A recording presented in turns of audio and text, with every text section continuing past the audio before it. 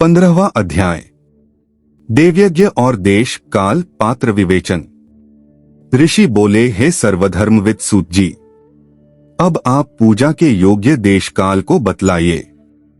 सूत जी बोले, देवयज्ञादि कर्मों में शुद्ध गृह बराबर फल देने वाला होता है।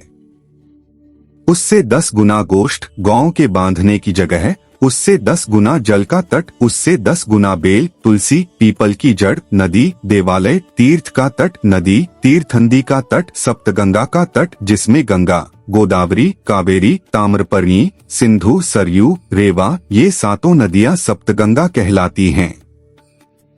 इनसे 10 गुना फल समुद्र का तट और उससे 10 गुना पर्वत की चोटी पर पूजन करने से होता है, और सबसे अधिक फल तो वहां जाने जहां की मन रम जाए।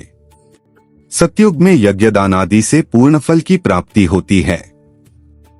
त्रेता में तिहाई, द्वापर में आधी, कलयुग में चौथाई और आधे से अधिक। कलयुग बीतने पर इससे भी कम फल प्राप्त होता है, परंतु शुद्ध हृदय से किया हुआ कर्म या पूजन बराबर फल देता है। इससे 10 गुना फल रवि संक्रांति के दिन, उससे 10 गुना तुला और मेष की संक्रांति में तथा चंद्र ग्रहण में उससे भी 10 गुना फल की प्राप्ति होती है, तथा सूर्य ग्रहण में तो उससे भी 10 गुना फल प्राप्त होता है, क्योंकि यह उत्तम और पर्व काल है।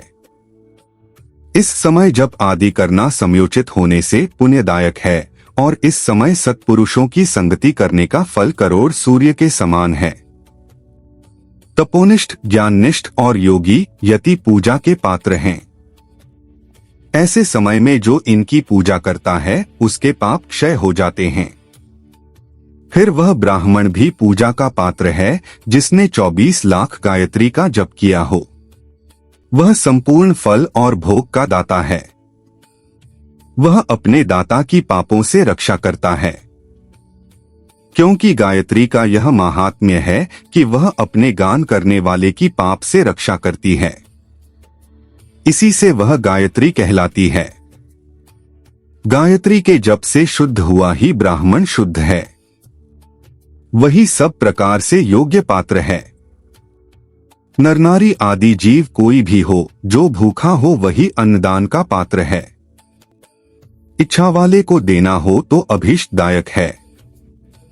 मांगने पर दिया तो आधा फल, सेवक को दिया तो चौथाई फल, और यदि ब्राह्मण दीन हो तो उसे देने से 10 वर्ष का फल प्राप्त होता है। ब्राह्मण तो जाति से ब्राह्मण ही है।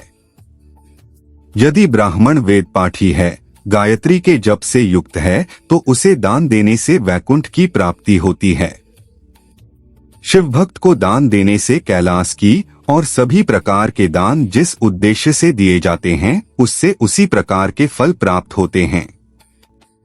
जैसी भी हो, थोड़ा या बहुत दे, दर्पण बुद्धि से किया हुआ दान अनंत भोग देता है। मनुष्य को तप और दान ये दोनों ही सर्वदा करना चाहिए। देवताओं की तृप्ति के लिए सभी भोग देना चाहिए। ऐसा करने से उत्तम जन्म मिलता है, सभी भोग मिलते हैं। ईश्वरार्पण बुद्धि से दान करे तो मोक्ष मिलता है। इस अध्याय के पढ़ने सुनने से धर्म बुद्धि उदय होती है और ज्ञान की सिद्धि होती है। इति श्री शिव महापुराण विद्येश्वर संहिता का 15वां अध्याय समाप्त।